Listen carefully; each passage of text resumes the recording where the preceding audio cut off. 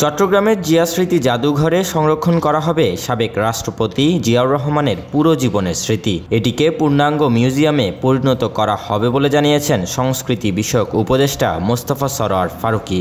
জিয়া স্মৃতি জাদুঘর আমরা পরিদর্শন করেছি। আপনারা জানেন যে এটা গত 15-16 বছর অলমোস্ট ইনঅ্যাক্টিভ ছিল। এটা আমার মন্ত্রণালয়ের অধীনেই একটা প্রতিষ্ঠান, ফলে এটা আমার দায়িত্বের মধ্যে পড়ে এবং পড়ার কারণে আমরা আজ থেকে মাস 3 আগে আমাদের মিনিস্ট্রির একটা ইন্টারনাল মিটিং হয়েছে। সেই মিটিংয়ে প্রথম যে কাজটা করি আমরা, এটা যে বরাদ্দ ছিল সেটাকে আমরা দ্বিগুণ করি। সোমবার দুপুরে চট্টগ্রাম সার্কিট হাউসে এক সংবাদ সম্মেলনে তিনি এসব কথা বলেন।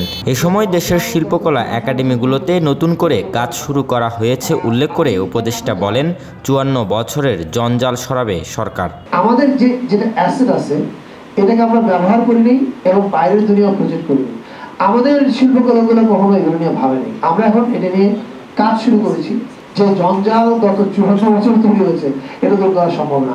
চট্টগ্রামের স্কুলগুলোতে সংস্কৃতি চর্চা বন্ধ হয়ে যাওয়া প্রসঙ্গে সাংবাদিকদের করা প্রশ্নে উপদেষ্টা বলেন, পরিবর্তন আনতে হবে শিক্ষা ব্যবস্থায়। আমাদের শিক্ষা ব্যবস্থার কাজ কি, আমরা ইউনিভার্সিটি থেকে কি প্রডিউস করতে চাই এবং এরা পাশ করে বের হয়ে কি কাজে আসবে, ওদের কাজটা কি হবে, এইটাকে মাথায় রেখে আমার মনে হয় আমাদের টোটাল শিক্ষা ব্যবস্থা syllabus and extracurricular activities design করার সময় চলে এসেছে।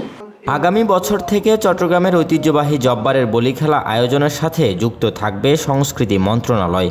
দেশের ঐতিহ্যবাহী সংস্কৃতিগুলো নিয়ে তৈরি করা হচ্ছে সাংস্কৃতিক ক্যালেন্ডার, যে তালিকায় থাকবে কর্ণফুলীর নৌকা বাইচো। আপনি চিটং শিল্পকলার সঙ্গে চিটংয়ের প্রাণ যেটা রক মিউজিক, তার কোনো সম্পর্ক নেই, দেখুন দেয়ার ইজ নো কানেকশন। কেন চিটংয়ের রক মিউজিশিয়ানরা শিল্পকলাকে তার আখড়া ভাবতে পারলো না? এটা শিল্পকলার ব্যর্থতা, আমাদের ব্যর্থতা। এই জিনিসগুলো আমাদের ক্যান্সার কোথায়, এটা আমরা আইডেন্টিফাই করেছি। সংবাদ সম্মেলনকালে সংস্কৃতি মন্ত্রণালয়ের সচিব মোহাম্মদ মফিদুর রহমান, চট্টগ্রামের জেলা প্রশাসক Farida Khanam, field camera storage পরিচালক সাইদ খান সাগর উপস্থিত ছিলেন। Desk report, news now 24।